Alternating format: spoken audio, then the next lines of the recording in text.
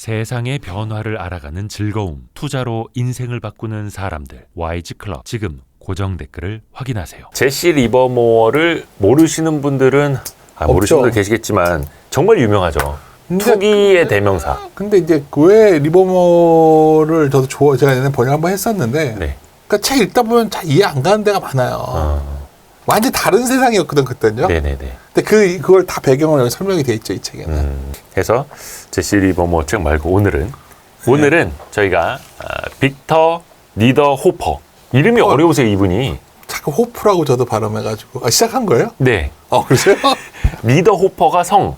이름이 빅터, 그렇죠? 빅터 니더 호퍼.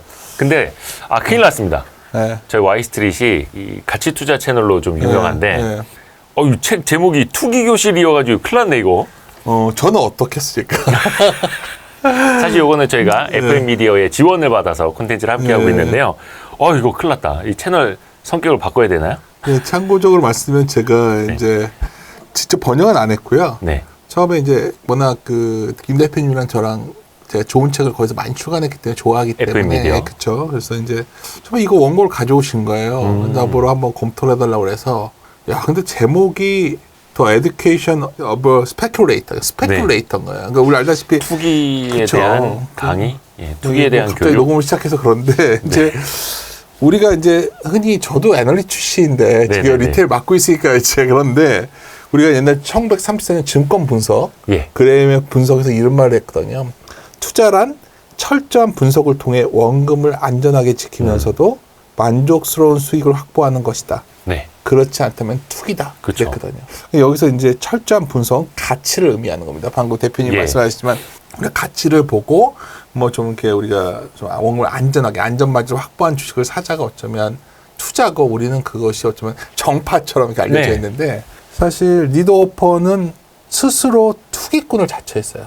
나는 투기꾼이다. 그렇죠. 그러니까 저도 이 책을 처음에 추천사 써달라고 그러는데 별로 좀 책 제목만 놓고 보면 왜 이런 책을 가져왔지 싶죠.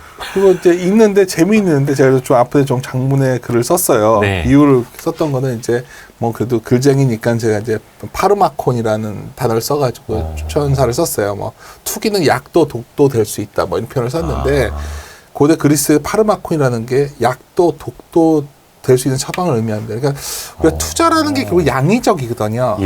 그러니까 사실 읽다 보면 저도 이 책 처음에는 이게 뭐지 했는데 읽다 보니까 과연 나는 투자자인가 투기자인가 이런 질문을 던지게 되고요. 스스로에게요? 그렇죠. 섞여 있다는 거죠. 물론 우리가 물론 우리는 다 투자자를 꿈꾸고 그게 맞는데 옳은 길이지만 어쩌면 여기서 말하는 투기라는 거는 이런 의미였던 것 같아요.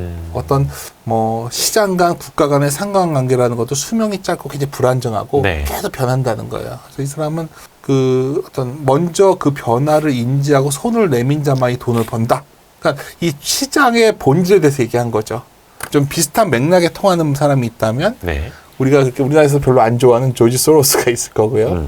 더 멀리 올라가면 우리가 많은 분들이 읽고 요절했던 어떤 트레이더의 어떤 제시 리버모어가 있겠죠. 그래서 이제 뭐 여기서 투기꾼이나 스페큘레이터라는 책 때문에 좀 거부감이 느낄 수 있지만 사실 책을 읽다 보면 여러 가지 직접 유의를 느낄 수가 있고 어떻게 했던 건데 또 이분이 여기 서면 보다시피 굉장히 화려한 사람입니다. 왜냐하면 하버드를 나와가지고 시카고 대학에서 통계학 박사를 받고 UC 버클리에서 재무관리 재무금융학과 교수를 했거든요.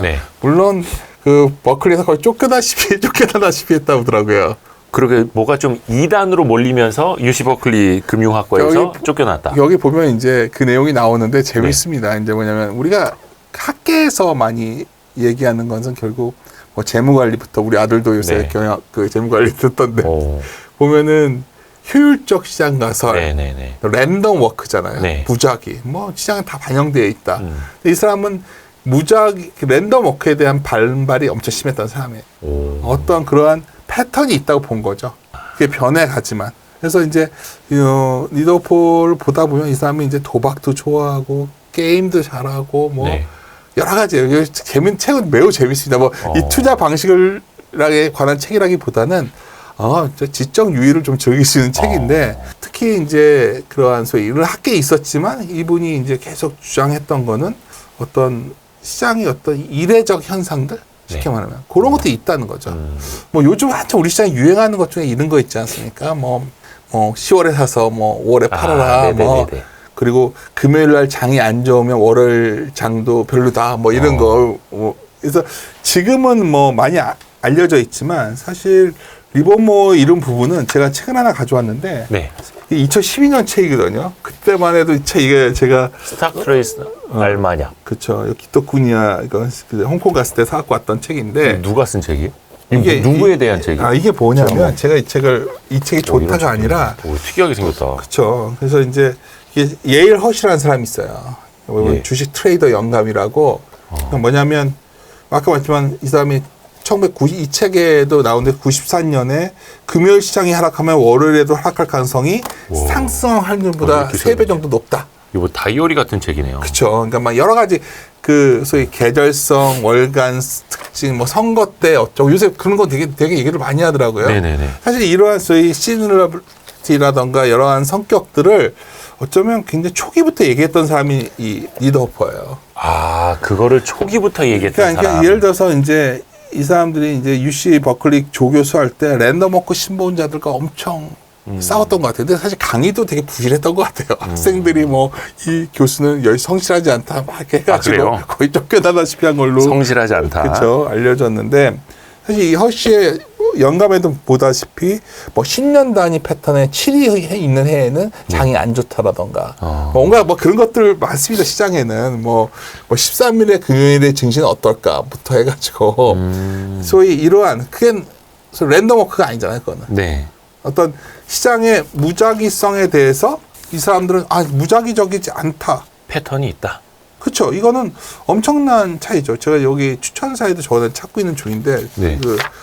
여기 이제 제가 적어놨네요. 이 사람이 강의할 때도 완전히 문제가 학계에서도 욕을 많이 먹었었는데 사실 핵심이 이거예요. 뭐 네. 요일 효과, 계절성 이런 거 말고도 있지만 어닝 서프라이즈 효과가 미치는 영향 뭐 이런 것들도 연구를 했어요. 그러니까 이 사람이 사실 통계학 박사거든요. 네.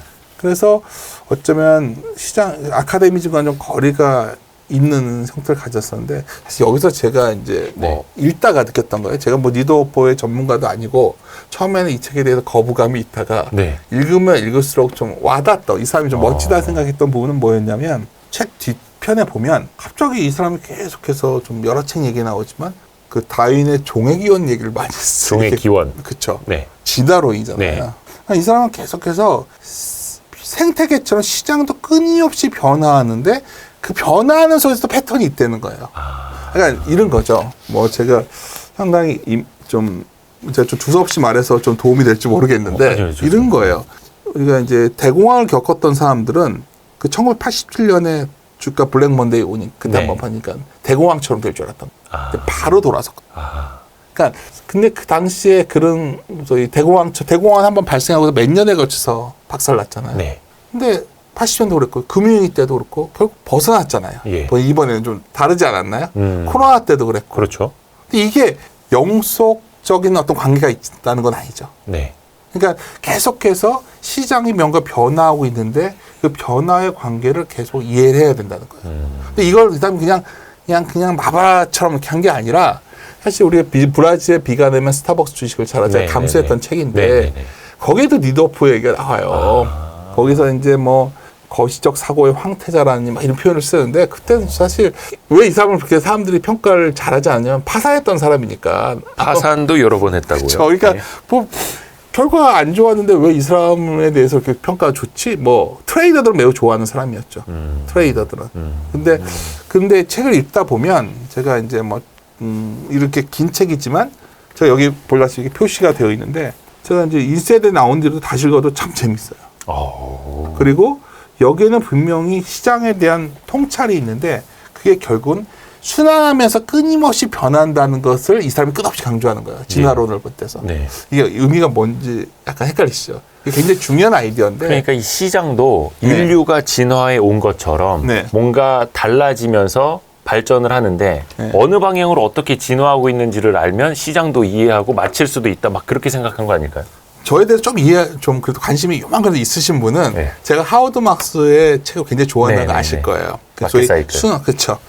소위 순환적 사고, 네. 종말론적 사고에 순환적 사고를 네, 했는데 네. 그런 사고에서 좀 아쉬웠던 점이 뭐냐면 동일하게 반복되진 않는다는 좀 생각이 있었거든요. 그쵸. 그러니까 이런 거죠. 근데 이 사람은 이제 어떤 식으로 책을 전개하냐면 그런 걸 좀 일목요연하게 정리해주면 책이 참 편할 텐데 네. 뜬금없이 갑자기 이 사람이 뭐 구장인가 어디서 경마장 얘기를 해요.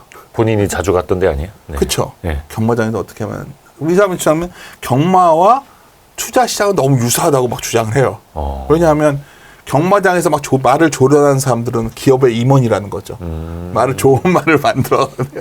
맞는 말이네요. 맞는 말이죠. 네. 그리고 뭐 재밌습니다. 경마 예측 전문가는 종목 추천하는 거랑 똑같은 거고.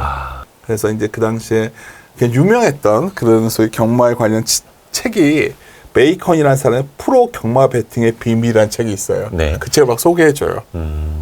근데 거기서 이런 말이 뭐냐면 사이클이 끊임없이 변하면서 돌고 돈다는 걸 설명하면서 어떻게 설명하냐면 경마에서 네. 꾸준히 이기는 조합이 있잖아요. 무슨 뭐 말이 어떤 성격이어야 되고 뭐 이런 조합이 있을 거 아니에요. 네, 네. 그게 딱 한 번만 찾을 수 있으면 평생 돈을 벌 수 있을 거 아니에요. 그런 게 없다는 거예요. 그러니까 계속 돌고 돌면서 변하는데 그래서 이 사람을 어떤 식으로 투자에 적용하냐면 좀 뜬금없지만 이 사람은 뮤추얼 펀드를 매수하거나 어떤 내 돈을 굴리는 전문가를 자기가 주식을 선택한다면 네. 항상 최고가 아니라 직전 기간에 성과가 가장 나빴던 전문가나 펀드를 찾는다는 거예요. 경마 때도 그게 잘 맞는다는 거예요. 약간 좀 생뚱맞지 않나요? 약간 베팅에 따른 배당률 측면에서 봤을 그렇죠. 때도. 그러니까 그러면서 이제 많이 언급하는 게 80년 얘기를 하는데 좀 흥미로우신가요? 네네네. 그래서요? 80 어떤 걸로? 87년 얘기를 하면서 87년. 그때 80년 주가 폭락하니까 다 1929년에 똑같은 일이 반복될 거로 사람들이 대공황처럼 오래 갈 거다. 숏을 친 거죠. 다 망했다. 그래서 그런 것들을 말한 게 뭐냐면 이 사람을 갖다가 그냥 투기꾼이라고만 하기에는 제가 보기에는 상당히 데이터에 의존해서 나름 성과도 있었고 어떤 성과가 있었냐면 이분이 94년도부터 96년까지 해가지고 네. 세계에서 수익률이 헤지펀드 먼저 수익률이 가장 좋았던 사람을 뽑혀요. 그리고 그 다음에도 한번 파산했다가 97년 아시아 위기 때 네. 다시 돈 갖고 시작을 해가지고 또 2000 몇 년까지 엄청 탁월한 성과를 보이다 2007년 마지막으로 파산하고 이제 손 들었는데 네. 기본적으로 이 사람이 돈을 벌었던 접근 방식은 좀 위험은 했지 상당히 그래도 현재까지도 적용된다는 거죠. 뭐 예를 들어서 뭐 이 사람은 뭐 투자나 투기 뭐 도박이나 별 차이 없다고 생각을 해요. 뭐냐면 뭐든지 산 뒤 팔아서 돈을 버는 건 비슷한 거라는 거예요, 이 사람은. 어차피 산 것도 차익을 챙기려고 산 거 아니냐. 그렇죠. 그러니까 너네도 저 팔아서 돈 벌려고 하는 거 아니냐. 우리가 비판을 하는데 도박은 나쁜 거 이렇게 하는데 이 사람은 블랙잭 게임에서 예. 카드 카운팅을 통해 가지고 하는 거는 뭐 그냥 한탕 노리는 것보다 낫다는 거죠. 그게 네, 더 네. 투자에 가깝다는 네. 거죠. 오히려 차라리 그냥 블랙잭을 하는 게 투자에 가깝다. 그렇죠. 카드 카운팅을 하면서. 카드 카운팅을 하면서 그냥 블랙잭을 하는 사람은 도박인데 계산을 하면서 계산을 하고 어떤 확률을 찾고. 근데 뭐 이 사람이 되게 천재적이었던 사람이라는 거는 슈퍼천재더라고요. 슈퍼천재. 멍거 책에도 나오거든요. 이 사람이. 찰리 멍거가 인정을 했다고 해야 될까요? 하여튼 극찬을 해야 됐다 할까요? 약간 좀 쟤는 좀 별종이야. 학교 안 다녀도 그냥 A+ 맞고 그렇죠. 대충 하는 것처럼 보이는데 굉장히 천재적인. 그러니까 이 사람이 유명한 스타였다는 건 맞는 게 예. 그 2000년대 초에 그 나바로 책에도 나왔었고 네.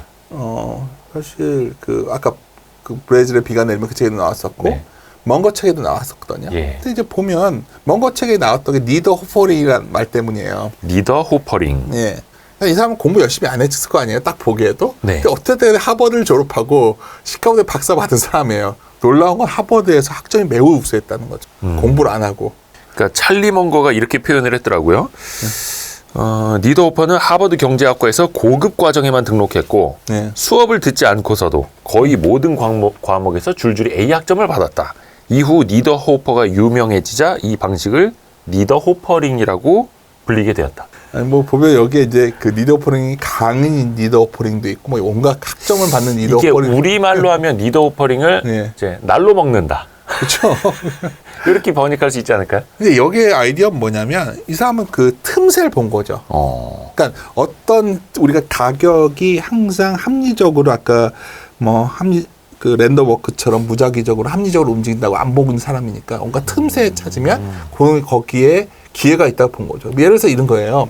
그 하버드 대학의 그 대학원생들은 당연히 공부를 하고 있으니까 학점을 잘 준다는 거죠. 무조건. 네. 뭐 시험도 안 보고 학점을 잘 주는 거죠. 거기는. 그럼 이 사람은 대학원 고급 과정을 수강 신청하는 거죠. 아예 모든 사람들이 엄청 열심히 공부하는 거기에 딱 그래서- 등록을 해서 얘네가 학점 잘 받을 때 같이 그쵸. 잘 받는. 하버드에 이제 대학원생들은 월급도 안 받고 그러니까 교수들은 일을 시켜야 되니까 학점이라도 잘 준단 말이에요. 그러니까 이 사람은 고급 과정만 들어서 학점이 과에서 랭킹 2위를 합니다. 수업도 안 듣고. 와, 진짜 머리가 비상한 거네요. 그렇죠. 그래서 이제 이거 갖다가 이제 잔머리. 상호성 편향? 그래서 대학원 고급 과정에는 관행적으로 A 학점을 줬는데 학부생인데 대학원 과목을 듣는 거죠. 그러면 이제 경제학과 전체 2등 했다고 하는데 사실 강의 리더퍼기 기술은 너무 웃겨서 우리 아들한테 보여줬어요, 이번에. 강의에서의 리더 호퍼링.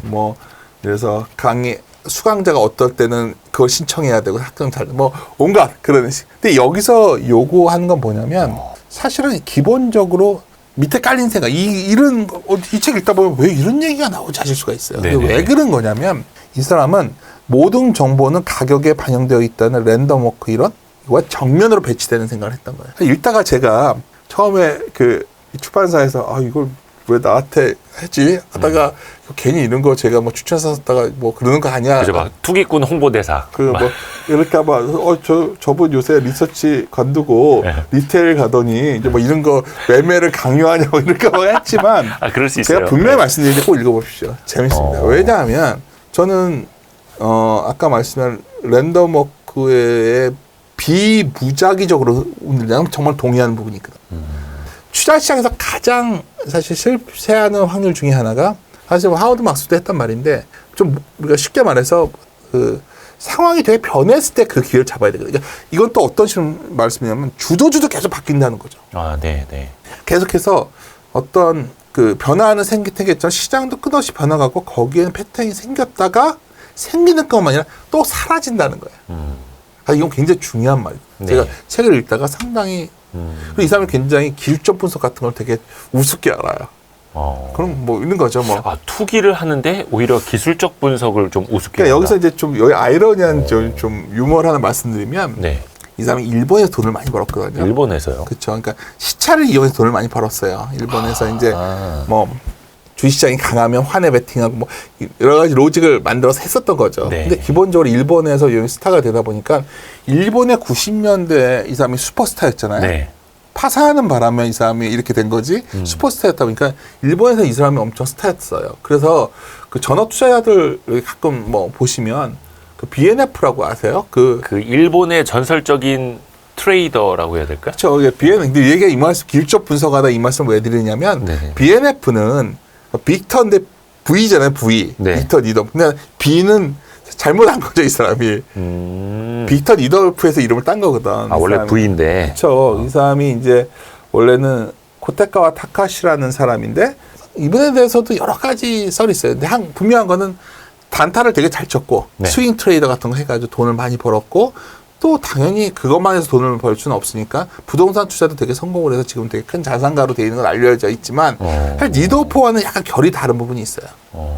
그러니까 BNF는 자기 스스로 옛날 NHK에 나온 다큐 방송에서 뭐 이격도 매매 이런 거 설명했었거든요. 근데 빅터 니더호퍼는 막 중간에 이런 말을 해요. 뭐 라운드 넘버 있잖아요. 뭐 10,000원, 20,000원 이런 거를 목표로 하는 것처럼 한심한 짓이 어딨냐 막 되게 우습게 알죠. 그리고 기술적 분석을. 그렇죠. 그리고 우습게 본다기보다 그러니까 시작은 한번 흐름을 탔을 때 크게 먹어야지 이렇게 뭐 저렇게 짧게 하는 거에 대해서 그렇게 좋아하진 않았던 사람이에요. 근데 이제 핵심은 뭐냐면 그러한 패턴이 있었다 사라지는 그러니까 생겼을 때 그걸 해야 되는 거죠. 사실 BNF가 돈을 많이 벌었던 일본의 방식이 일종의 테마 투자였던 걸로 알려져 있거든요. 예를 들어서 뭐 이번에 뭐 우리나라에서 유행했지만 2차 전지가 막 유행을 해요. 2차 전지 후발 투자는 뭐냐 해서 그 종목 사가지고 뭐 수익 내고 나오고 이런 게 이제 BNF가 많이 성공했던 방식이라고 하더라고요. 근데 사실 그거는 반면 BNF가 니더호퍼에게 영향을 받은 거예요. 니더호퍼는 그것처럼 어떤 게 생겼다 사라지는 그 속에서 틈새에서 기회가 있다고 본 거예요. 이해하셨나요? 네. 그러니까 아까 갑자기 리더 오퍼링에서 여기까지 연결되는데 이 책을 저도 초기 번역 때랑 그래도 뭐 한 2번 정도 읽다 보니까 이래서 이 사람이 그냥 뜬금없이 쓴 게 아니라 연결이 되는 내용이 이런 부분이거든요. 그러니까 리더 호퍼링이라는 게 한마디로 말하면 그런 거네요. 그러니까 공부를 할 때 네. 진짜 뭐 그 역사라든지 배경 지식을 꼼꼼히 넓게 쭉 공부하는 게 아니라 시험에 나오는 거, 네. 점수 점수 잘 받는 방법을 공부하는 약간 뭐 그런 편법이죠. 스타일이겠네요. 예. 근데 분명한 약간 거는 지름길을 찾아다니는 사람. 이 사람은 이거죠. 뭐 그런 좋은 비유를 해주셨기 때문에 그래서 시험 성적을 잘 받는 방식은 올바른 방법을 투자하는 방식으로 본다면 네. 내 시간을 넣어서 열심히 공부를 해가지고 학점을 잘 받는 게 올바른 거죠. 네. 머리에도 담고 지식을. 그렇죠. 네. 근데 이 사람은 그냥 대학원생들은 학점을 잘 준다는 걸 알고서 대학원생들 수학 과목을 들어가지고 학점을 잘 받은 거죠. 약간 그 뭐- 대학교에서 학점을 잘 받는 리더 호퍼링의 꿀팁이 있더라고요. 이게 한 예. 10가지 정도 맞아요. 되는데 몇 가지만 말씀드리면 예. 전공 과목은 항상 듣는 사람이 적을 때 수강하라. 그래야지 학점을 많이 받는다라는 거고, 예를 들어서 이전에 낙제했거나 진지하게 들을 사람이 없기 때문에 상대적으로 내가 점수 잘 받을 가능성이 있다라는 거고, 남자 강사가 수업을 진행하는데 예쁜 여자가 앞줄에 앉으면 그런 수업은 듣지 마라. 왜냐하면 여학생한테 점수를 더 주기 때문이다. 뭐 이런 거 우리가 생각해보면 약간 좀 이해는 안 갑니다만, 근무 시간에 가능한 한 교수님을 자주 찾아가라. 교수는 잘 아는 사람에게 학점을 짜게 주기 어렵다. 이런 것만 모아놓은 겁니다. 그러니까 리더포링이 그러니까 그 리더포링이 왜 유명하냐면 네. 어떻게든 간에 멍거가 얘기를 했기 때문이에요. 책에서 인용이 됐던 말이어서. 그러니까 찰리 멍거가 한번 언급을 해줘서 더 찰리 유명해진. 멍거는 책을 쓴 사람이 아니잖아요. 그렇죠. 자기가 쓴 거의 유일한 책에서 이 언급이 되어 있으니까. 그 가난한 찰리의 연감, 그 책을 아마 찰리 멍거의 친구가 쓴 걸로 알고 있는데. 네, 그렇죠. 근데 거기에서 인용이 된 거죠. 그러니까 그 참 아주 유명했던 사람인 것 같아요. 그러니까 진짜 브라질에 비가 내리면도 보통 뜬금없잖아요. 갑자기 이 사람 이름이 나오니까. 사실 매크로 투자자로 알려져 있었죠. 저는 그렇게 알고 있었어요, 사실. 뭐 소로스랑 밑에 친했으니까, 소로스 밑에서 일을 했으니까, 소로스도 그런 환투기 이렇게 하니까 그런 줄 알았는데, 의외로 주식도 많이 했고, 좀 독특합니다. 근데 아까 다시 말씀을 돌아가면, 우리가 리더포링이라는 것도 유명하고 하지만, 이 사람이 본질적으로 봤던 건 다시 한번 말씀드리지만은, 틈새를 찾아내서 돈을 벌 기회를 찾았던 거예요. 그러니까 당연히 강의 중에 학계를 엄청 폄하했죠. 뭐 랜덤 워크 뭐 이런 거. 약간 좀 괴팍하지 않았을까요? 일단 괴짜 천재, 만능 천재 이렇게 불리기도 하고. 머리는 좋았던 사람. 이분이 같잖아요. 전미 스쿼시 챔피언도 했던 분이야. 스쿼시 치는 그렇죠. 거. 그거. 게임도 잘했고. 게임도 잘하고 도박도 잘하고. 그렇죠.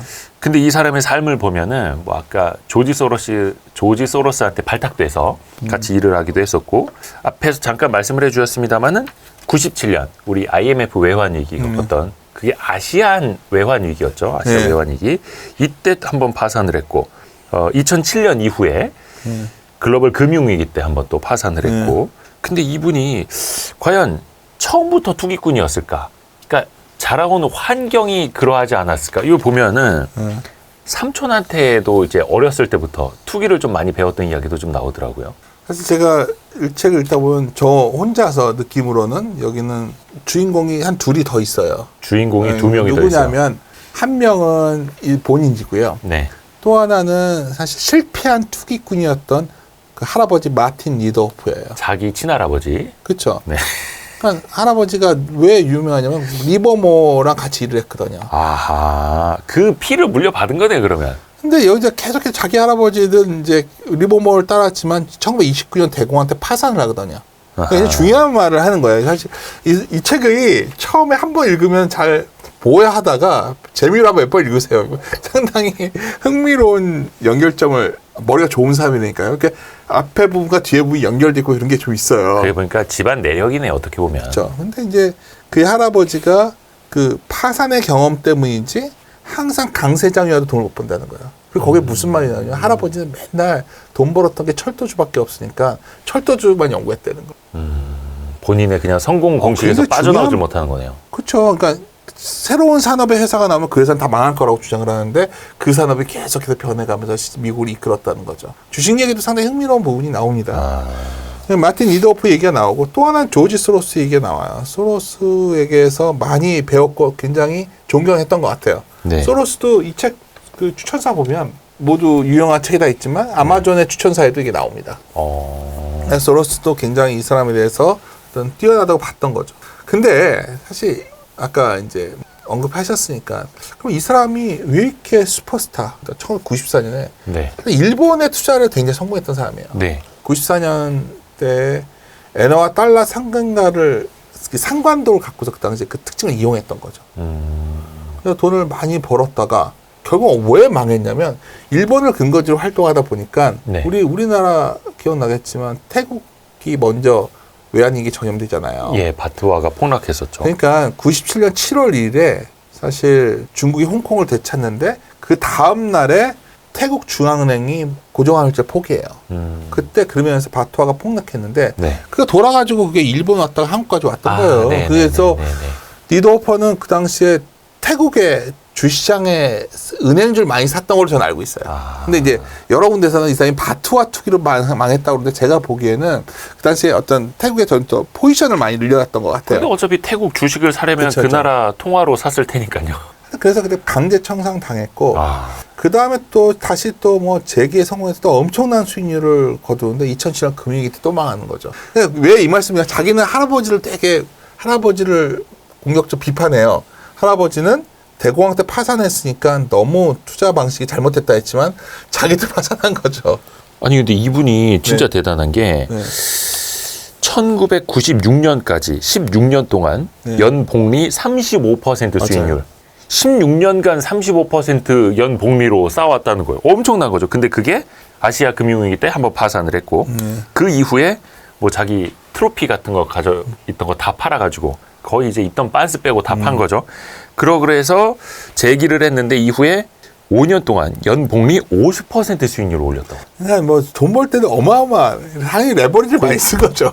롤러코스터도 그런 롤러코스터가 없는 거죠. 매우 좋다가 한 번에 망하고 매우 좋다 한 번에 망한 거죠. 그러니까 사실 이 책에는 또 하나의 자주 인용되는 리버모어가 인용되는데 우리가 리버모어를 저도 이제 최근에 리버모어 책을 다시 좀 만지는 게 있어서 리버모어가 리드오퍼와 뭐가 차이가 있다 보면 리버모어는 일찍 자살했고 락스타 일찍 죽고 나면 계속 표현받잖아요. 그쵸. 표현하기 리드오퍼는 너무 오래 살은 거죠. 리드오퍼가 지금 한 70대 후반? 표현이 좀 그런데 계속 망한 뒤에도 계속 이제 사는 거죠. 아주 이분이 더 웃긴 건 이 책이 가장 1990년에 썼대요, 글을. 97년에 책이 나왔는데 네. 책 나오고 바로 파산을 했어요.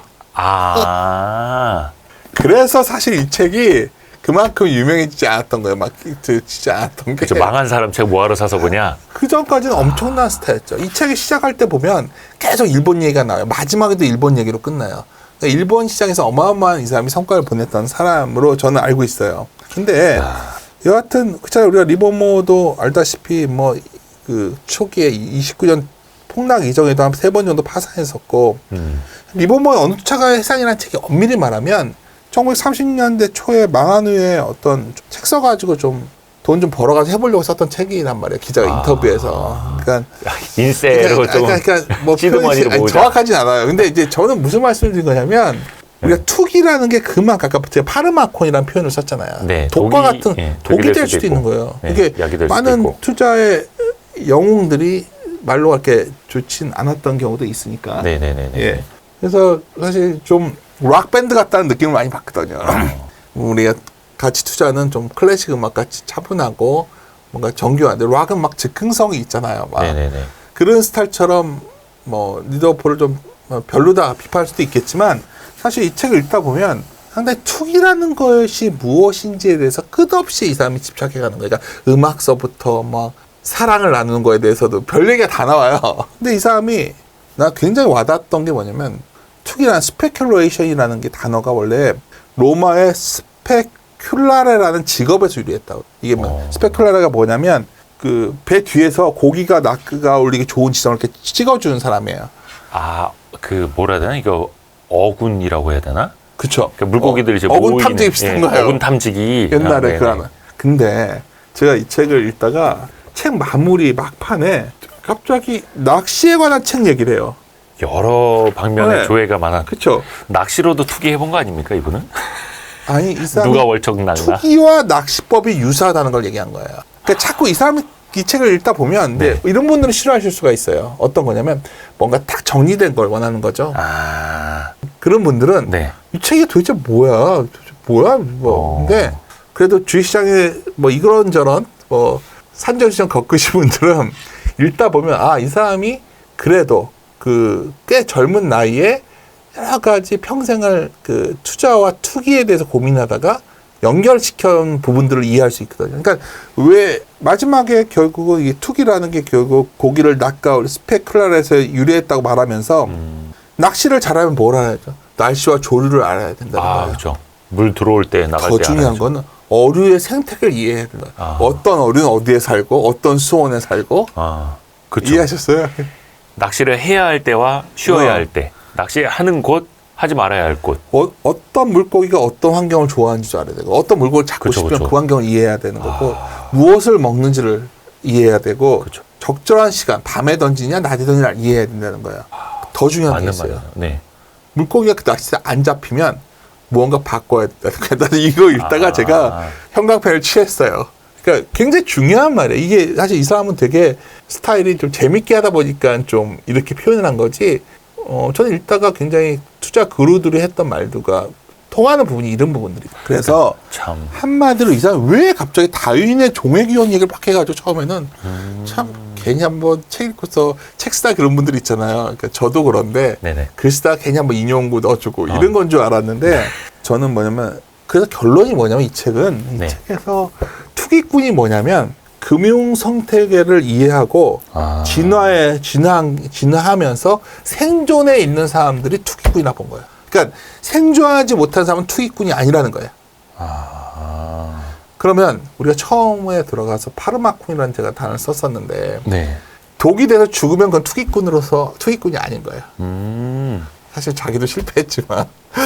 근데 뭐 결론적으로는 죽다 살아난 거 아닙니까? 2번이나. 그렇죠. 죽었죠. 마지막에 최종 파산했어요. 2007년에. 완전 파산. 아니 지금 뭐 책도 쓰시고 뭐 펀드가 잘 먹고 파산했으니까. 잘 사는 거 아니에요? 그렇죠.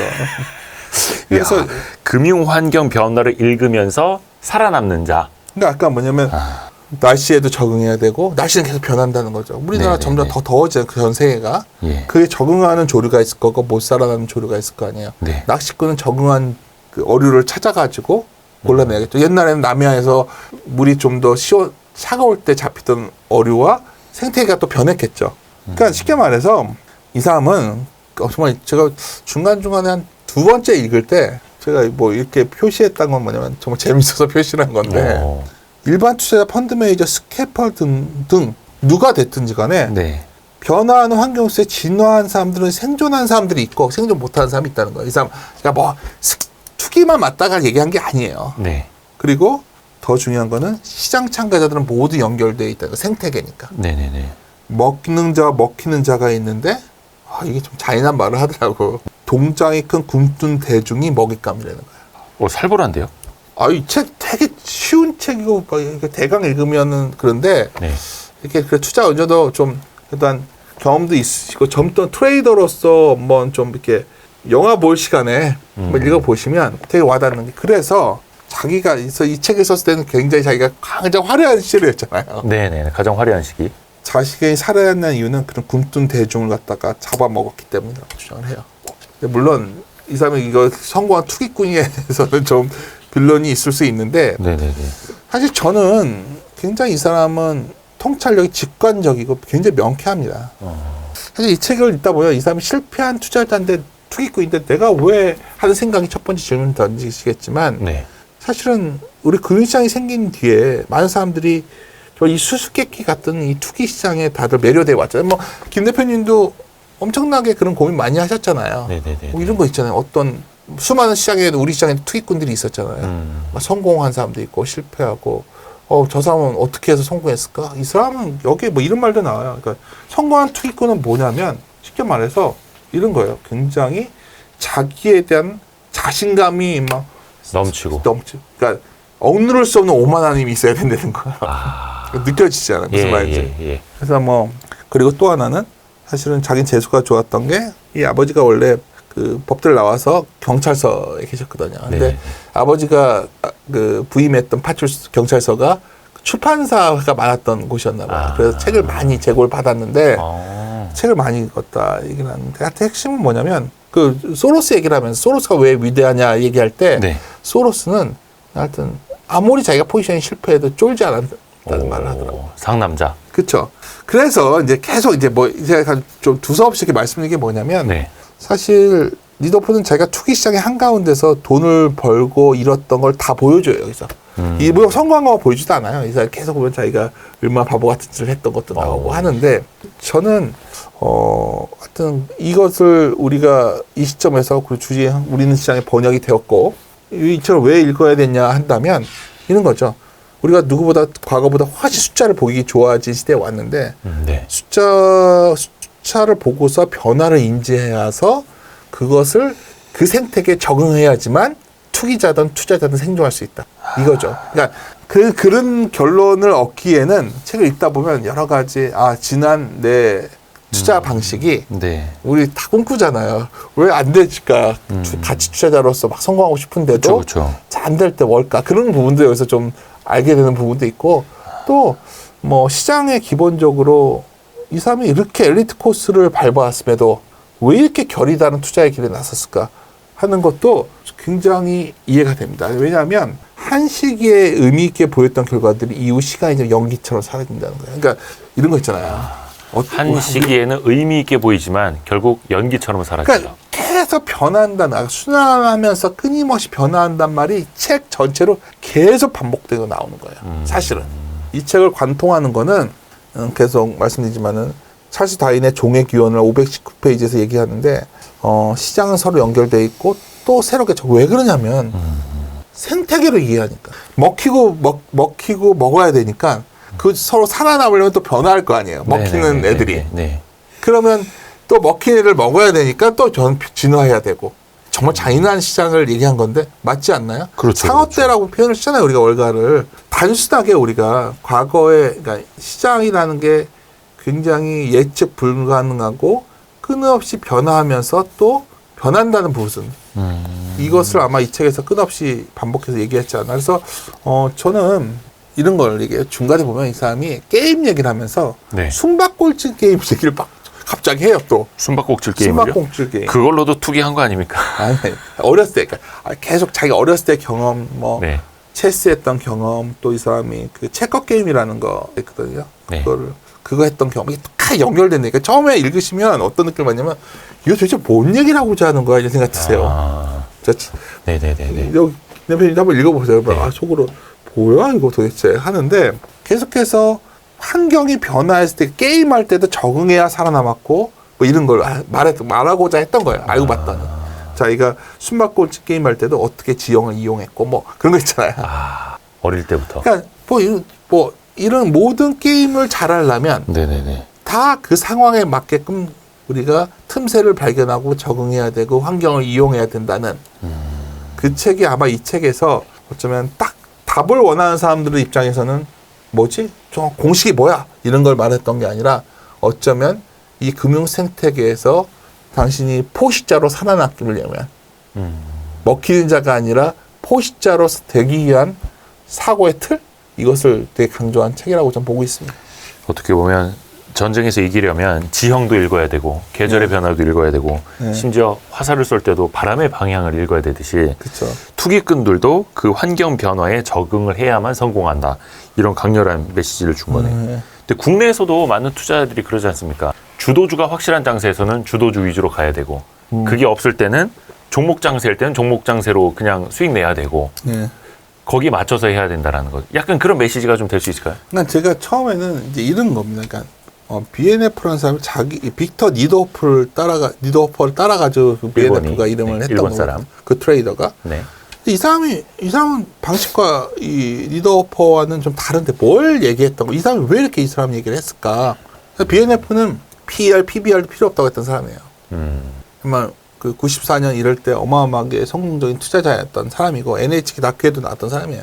지금도 한 4천억 정도 갖고 있는 걸로 알려져 있는데 핵심은 방금 전에 말했던 부분. 우리가 이것도 그러니까 각자 해석에 따라 다르겠지만 이게 여백이 있는 그 결론을 열어놓은 책이기 때문에 이 현 상황에 적응을 해보면 특히 우리 시장 같은 경우에도 우리 시장의 생태계가 따로 있을 거 아니에요. 네. 예를 들어서 어떤 여기는 온도가 낚시를 하기에는 좀 다른 온도와 다른 뭐가 있을 수 있잖아. 네. 그럼 우리는 보통 이렇게 말하죠. 아, 우리나라 이 연못은 잘못됐어. 예를 들어서 뭐 우리나라는 왜 이렇게 PBR이 낮지? 왜 글로벌은 이렇게 높은데 우리는 주식 가치가 잘못돼 어쩌고. 이게 해소돼야지만 주가가 뜰 거야. 이렇게 접근하는 방식이 네. 있을 거고. 이 사람은 네. 여기는 그런 소위 생태계네. 여기서 잘 자라는 그 어류는 뭐지? 얘는 어떤 먹잇감을 좋아하지? 이런 고민하는 게 낫다는 거죠. 한국 주시장은 그냥 피라냐가 가득하네. 그럼 난 피라냐를 아니죠. 잡아야지. 막 이런 거야. 네. 한국 주시장은 굉장히 변화가 무궁무진한 곳이네요. 계절에 따라서. 이런 예를 들어서 하다 보니까 이 사람이 낚시 비유할 때가 제일 저는 흥미로워. 경마 시장과 낚시 비유할 때가 제일 재밌었는데 네. 낚시 이 책의 마지막에 주식 관련 내용이 아니라 낚시 관련 내용을 적어놨어요.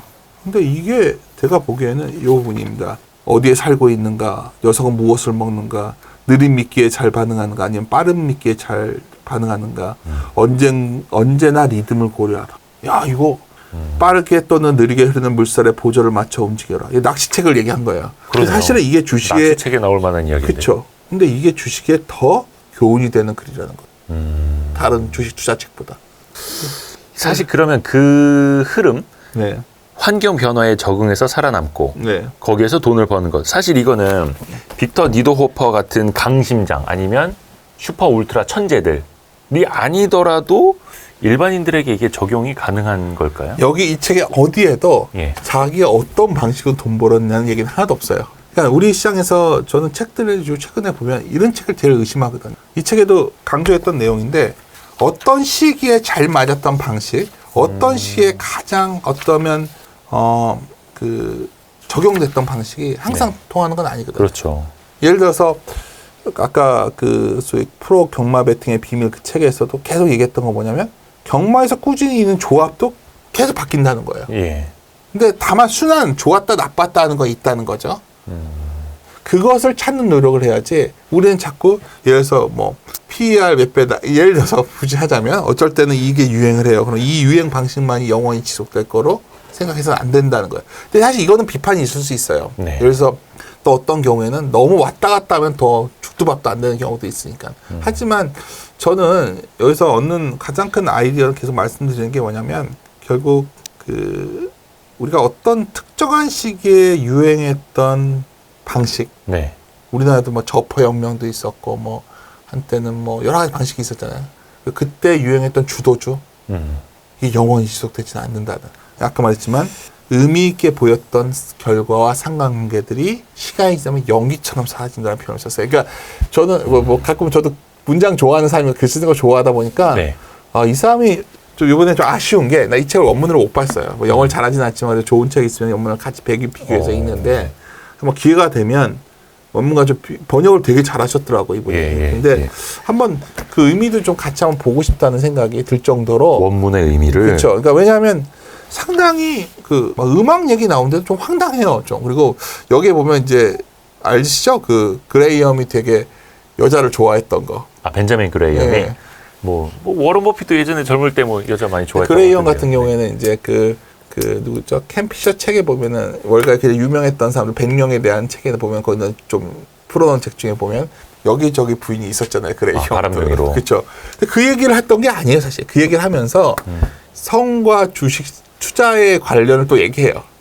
그러니까 저는 이 책에 보면 결국 이 책에서 가장 핵심적인 건 12장의 랜덤 워크에 대해서 굉장히 비판적으로 들어가기 시작하거든요. 네. 그 얘기하고 싶었던 거예요.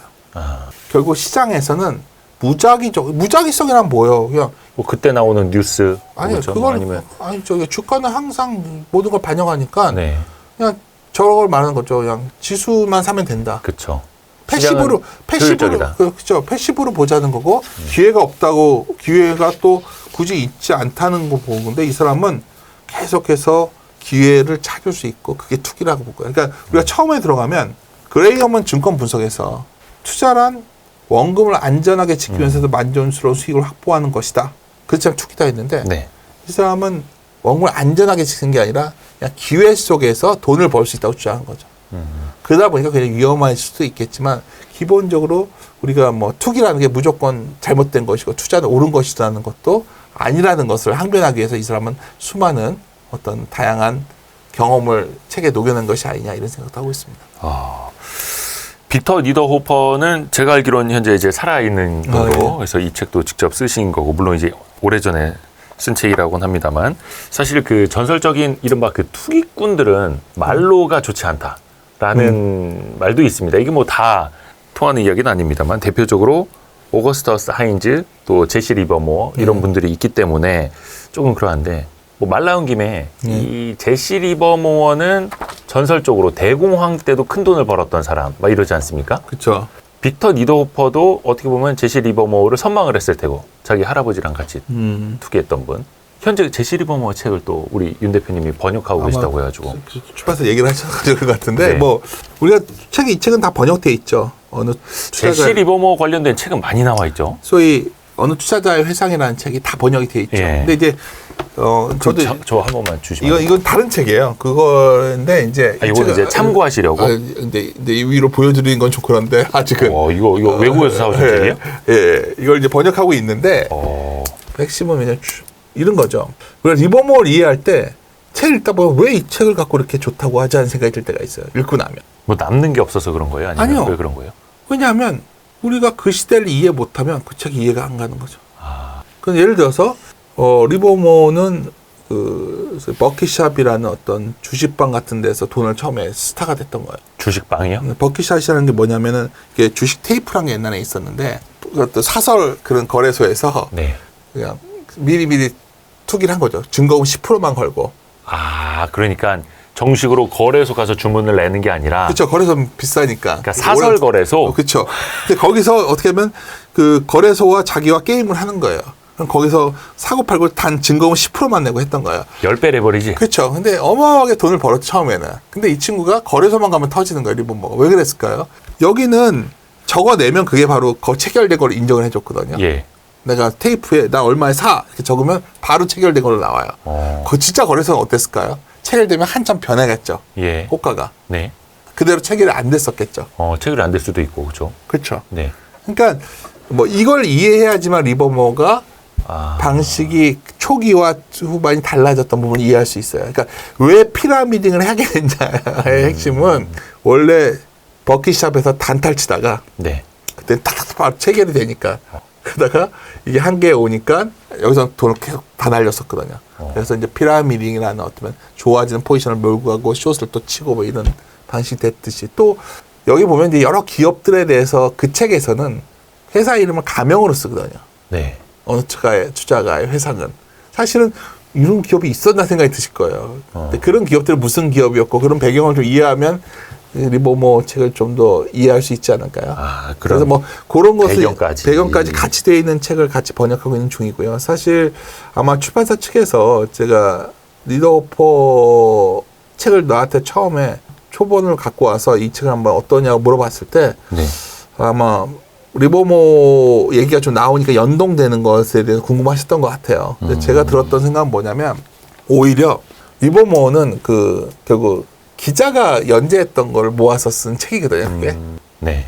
아무래도 삼자가 썼으니까 훨씬 좀 뭔가 잘 각색이 됐겠죠. 네네네. 그러니까 아주 장기적인 베스트셀러가 됐고 인간의 본질을 얘기했지만 반면에 이거는 직접 쓴 책이거든요. 빅터 니더호퍼가 그쵸. 직접. 네. 그러다 보니까 약간 어떤 감동은 적죠. 오만함이 느껴져요, 책에서. 난 이렇게 많이 알거든? 난 이렇게 한참 잘 나갈 때 쓴 책이고. 그러니까 내가 이렇게 천재적이야, 사실. 너희들은 이런 방식을 이해할 수 있을까? 뭐 이런 게 느껴져요. 그런 측면에서 본다면 어쩌면 이 책은 그런 감동은 적겠지만 네네네. 사실 계속 강조해서 말씀드리지만 시장에서 호구는 항상 있거든요. 버핏도 얘기했지만. 그렇죠. 먹히는 자라는 표현 있잖아요, 이 예. 사람이. 왜 호구들이 먹힐까에 대해서 이 사람은 반드시 기법을 갖고 설명한 게 아니라 왜 생태가 그렇게 작동되는지를 끝없이 얘기했던 책이에요, 이 책이. 네. 그런 측면에서 좀 아마도 책을 읽고 나시면 상당히 뭐 자신의 방식에 대해서 당연히 나는 투기보다는 투자를 선호하는 사람이고 저도. 예. 하지만 내가 이제 그 추천서 말미에다 뭐라고 썼냐면 지금 끝에 가서 생각해 보니까 나도 투기적인 게 있구나. 그걸 썼어요, 제가. 누구나 그런 속성이 있잖아요. 그래서 우리가 투자다 하면서 투기꾼일 수도 있는 거잖아요. 투자자냐 투기꾼이냐가 아니라. 그렇죠. 예를 들어서 현재도 헤지 펀드들이 큰 수익을 노리는 거는 상당한 레버리지를 일으켜가지고 버는 거 아니에요? 그래서 이 사람 말대로라면 정말 좋은 기회가 왔을 때 그런 소위 그런 기회를 잡는 방법도 찾았다면 그거는 사실 공격적 투자도 가능한 거예요. 사실 뭐 엄밀히 따져보면은 투자자이면서 투기꾼이 아닌 주식 투자자는 굉장히 드물 겁니다. 그렇죠. 뭐 그걸 어떻게 정의하느냐에 따라서 좀 달라질 수는 있겠습니다만 빅터 니더호퍼의 투기 교실을 통해서 우리가 좀 마지막으로 정리할 수 있는 메시지 이 사람은 한 줄 요약 좀 부탁드립니다. 투기법을 가르친 책이 아니에요. 여기서 지금 에듀케이션이라는 책 때문에 이 책 완전 오해할 것 같은데 이게 투기 교실이어가지고 투기가 작동하는 방식을 설명하지. 그러니까 투기 방식이 아니라 어떤 식으로 투기가 작동되고 있는가. 그러니까 쉽게 말해서 투기를 하는 방법이 아니라 투기가 작동되는 방식. 생태계의 방식. 그러니까 이 사람이 독백을 해요. 자기 스스로. 이렇게 잘 나갈 때인데도 시장한 연결고리를 찾는데 평생을 바쳤지만 아직도 모르겠다. 그리고 분명한 거 하나 있대요. 권위에 대한 맹목적 믿음은 반드시 실패한다는 거예요. 우리 진짜 절대적인 어떤 이게 옳아. 뭐 이거는 반드시 뭐 이 방식으로 하면 돈을 벌어. 이런 것들을 만약 말하는 사람이 선지자가 있다면 그것은 잘못된 거라는 거죠. 어느 역사에든 그게 항상 등장을 해왔죠. 그래서 이 사람이 계속 강조한 건 그거예요. 어떻게 이게 고정화되어 있냐는 거예요. 뭐 책에서 온갖 세상의 모든 이치가 변하고, 근데 투기꾼도 변화해서 진화해야지만 생존할 수 있다는 거예요. 그러니까 투자자도 잘못된 게 아니라 투자자도 변화해야 생존할 수 있다. 투기꾼뿐만이 아니라 투자자도 변화해야 거기 중간에 그런 게 생존할 수 있거든요. 뭐 이렇게 뭐 시장에는 뭐 그 스캘퍼도 있고 투기꾼도 있고 투자자도 있다. 근데 그 중에 살아남는 사람들은 뻔하다는 거죠. 쉽게 말해서 포식자는 그러니까 투자자들 중에서도 포식자가 있을 거고, 이해하셨나요? 네. 스캘퍼들 중에서도 포식자가 있을 거고, 투기자들 사이에서도 포식자가 있을 거 아니야. 포식자가 있다는 건 먹히는 자들이 있을 거 아니에요. 그 안에서도. 그렇죠. 호구들. 네. 그러니까 왜 호구들이 되냐를 설명하는 거예요. 계속. 그러면 처음에 어떤 사람들이 호구냐면 이 책에서 책을 관통하자면 권위에 대한 맹목적 믿음 플러스 어떤 홀리그레일 찾는 사람들. 이 방식만이 뭐 방법이야. 네. 이런 거는 이 사람 주장은 그거는 전형적인 호구의 방식이라고 보는 거죠. 권위에 대해서 맹목적인 믿음. 그러니까 이거 누가 얘기해 준 주식이니까, 누구 추천 주니까, 누구의 탑픽이니까 뭐 이런 거고, 정답이 정말로 있을 거라고 그 정답만 찾으려고 하는 사람들.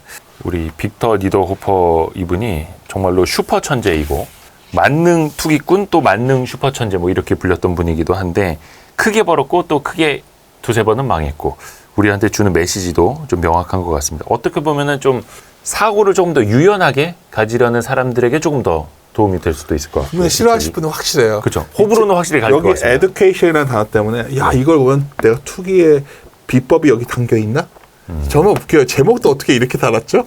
그거는 또 요것도 원서를 만든 미국 출판사가 지었겠죠. 그런가요? 저는 그냥 니더호퍼가 역설적으로 말하고 싶었던 게 이거 아닌가. 역설적으로. 뭐 에듀케이션 하는 게 아니라 이 사람은 이런 거죠. 돈이 되는 연결고리는 계속 바뀐다는 걸 말하고 싶었던 거고, 사실은 이 가르침이 교실이니까 이 교실에서의 가르침은 비법이 아니었던 거예요. 투기 그 자체가 어떻게 생성하고 소멸되는가, 그게 왜 그럴 수밖에 없는가, 자기의 삶 속에서 보여준 거예요. 자기가 스쿼시 할 때의 경험, 자기가 술래잡기 할 때의 경험, 자기가 낚시할 때의 경험. 이거 되게 제가 읽다 보면 처음에는 왜 이렇게 두서없이 적었나 하다가 다 연결되어 있는 분이 상당히 많습니다. 그러니까 그 순간순간에도 본인은 계속해서 전략을 생각을 했고 이기는 방법, 그렇죠? 그러니까 사실은 생각을 했을 테니까. 그 소로스 얘기도 하면서도 소로스 배운 부분도 얘기하는데 제가 여기서 뭐 그거 또 길어지니까, 근데 이제 그거마저도 정해져 있지 않다고. 그러니까 뭐 어떻게 생각할지 모르지만 우리 책들 여러 책이 나오잖아요. 근데 우리나라 거의 다 이런 것 같아요. 그냥 뭐 이렇게 하면 돈을 벌 수 있다. 이것이 뭐 미래다. 뭐 이런 책도 좋은 책인데 제가 봤을 때 저도 이제 이 나이 돼서 돌이켜 보면 어떤 투자나 투기든 왜 인간이 그렇잖아요. 그런 기회가 오면 다시 돈을 크게 벌 거야 하지만 잘 안 되는 사람이 태반이잖아. 네. 그게 호구란 얘기잖아요. 그때 포식자 누구였냐는 거죠. 그때 포식자.